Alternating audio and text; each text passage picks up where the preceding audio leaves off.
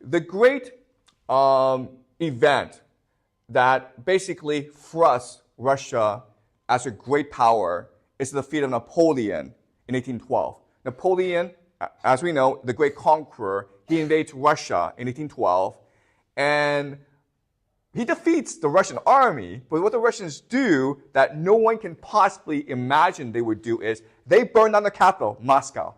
Okay? Moscow is their cultural capital. It is the heart and soul of the Russian Empire, and they burn it down to starve Napoleon's army. And the Europeans thought this was an incredible act of barbarism. Okay? But for the Russians, they believed it was an incredible act of self-sacrifice that saved the Russian Empire. In fact, the great Russian composer, he wrote a symphony dedicated to celebrating the victory over Napoleon called the 1812 Overture. Have you guys heard the overture?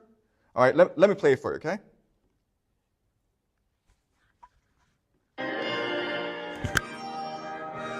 I'm pretty sure you've heard of this, right?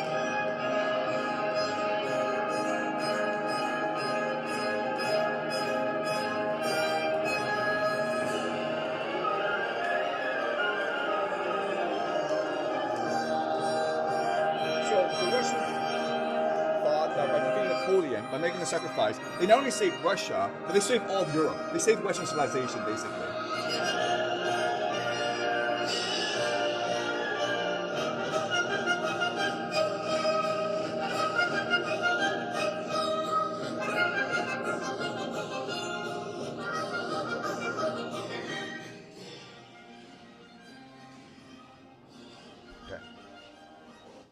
So I'm sure you guys have heard of it, right? Okay, but this is to celebrate the defeat of Napoleon by Tchaikovsky.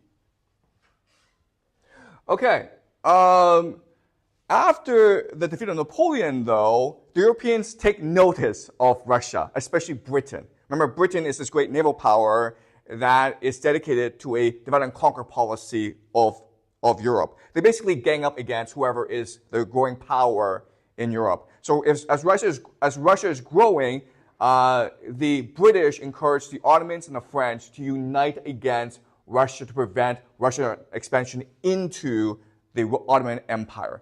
Eventually, the Russians will defeat the Ottoman Empire, but the Crimean War is a major setback for the Russians. And this creates something called the Great Game, where the Russians are now being helmed in by the British. Okay, so the British and the Russians will now fight for supremacy over Central Asia. The next disaster for the Russians is the Russo-Japanese War, where Russia gets handily defeated by the Japanese, and this sort of instigates revolutionary sentiment and fever in Russia. And of course, what follows next is the great disaster, the First War, where the Russians are defeated mightily by the Germans, and this creates something called the 1917 Bolshevik Revolution, which destroys the Russian Empire and creates the Soviet Empire. Okay, so this is just a brief history. We'll go into the revolution at a future date. Okay, it's a very important event, and I want to dedicate a whole class to it. But that's a brief background of the Russian Empire. Okay, so now let's talk about the civilization. And as I discussed, Westernization has been a major trend in Europe. But because of Westernization, there are three major contradictions that are created within the Russian Empire. Okay, and these three contradictions will go on to create Russian civilization. Okay, these contradictions are: it's both European and Central Asian. Okay, it's both Viking and Mongol. It's both Slavic as well as Tatar. Okay, so there's a lot of ethnicities, a lot of cultures within Russia, and there's a contradiction. Second great contradiction is it fancies itself as a Christian Orthodox nation. In fact, the true Christian nation, but it's also very pagan. Remember, there's this massive eastward expansion.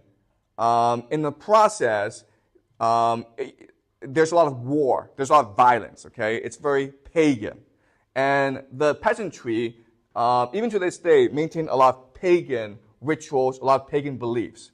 And the third great contradiction is between enlightenment and empire. So Catherine the Great, who was Prussian, she tried to saw herself as an enlightened monarch. She was best friends with Voltaire. They never met, but they were pen pals. And she saw herself as an enlightened despot who was trying to bring reason and justice and goodness to Russia. Okay? But at the same time, it's an empire, and it's a brutal empire that, and the Russians engage in a lot of barbarism. Okay? So this is also a massive contradiction. And so if you study Russian civilization, okay, it is unique because of these three major contradictions. So let me show you how they influence Russian arts and literature. Okay, let's look at some of the major Russian cultural figures. And there are too many to name. Okay, there's just a lot of them. But I'll just go through the most famous. This is Alexander Pushkin, who is considered the Shakespeare of Russia. He's the great innovator of Russian language. He basically modernizes the language. And he's a poet and a very romantic figure in Russia. He's basically the national poet of Russia. Something really interesting about him is his grandfather was an African general, okay, who became a noble in Russia. So he's about 1/8 black, and he's very proud of it.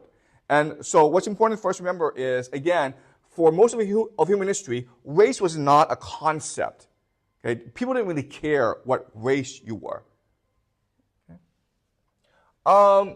This is Anton Chekhov, who is considered the greatest short story writer in human history. Okay? Music. Russian music is extremely.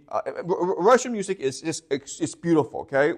I'll play you some clips of Russian music. Okay? This is Glenka, who is a very famous composer. The most famous composer, of course, is Peter Tchaikovsky.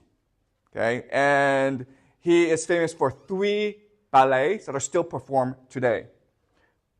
The Nutcracker, which is performed Christmas. This is his most famous, Swan Lake. Okay?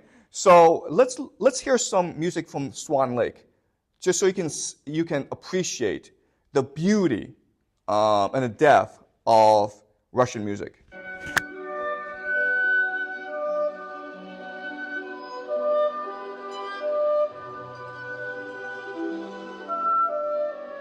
What's astonishing about this music is that this music can flow into your essence, your soul. Okay? This music comes from the soul. And to create music this beautiful, your soul must suffer, okay? Your soul must engage in misery, pain, and suffering in order to create such beauty.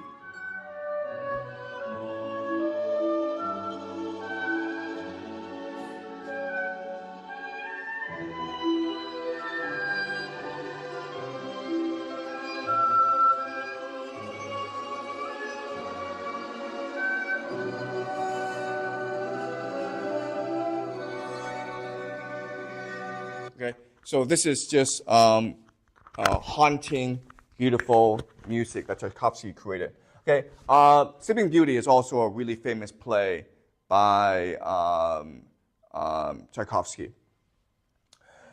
Igor Stravinsky is considered the first great modern composer, and he composed something called The Rites of Spring. Okay, this is 1913. It was first performed in Paris. And it was so revolutionary that it caused a riot within the music hall. This ballet, what it tries to do is it tries to fuse the pagan tradition into modernity. Okay, I'm going to play some excerpts from The Rites of Spring, and you can see how revolutionary this music is. And what I want you to notice is this music encapsulates the contradictions within Russian civilization, between the pagan and the Christian.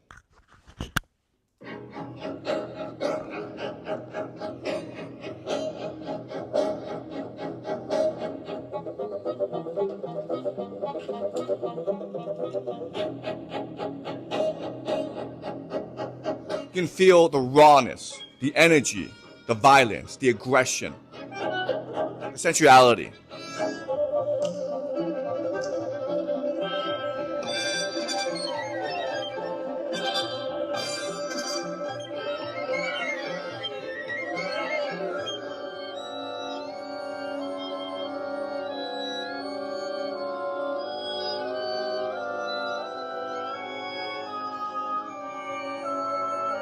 Okay, so this musical, this ballet, it's about the rites of spring. So it goes back to a Slavic tradition where they celebrate the mother goddess.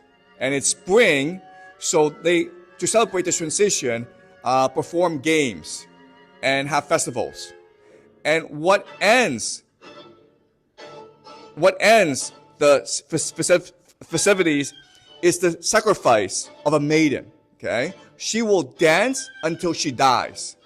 And when she dances to her death, her heart will explode, okay? And this symbolizes how the mother goddess gives life to the world by making, by dancing and basically pouring out her blood into the world in order for plants, for the seasons to change.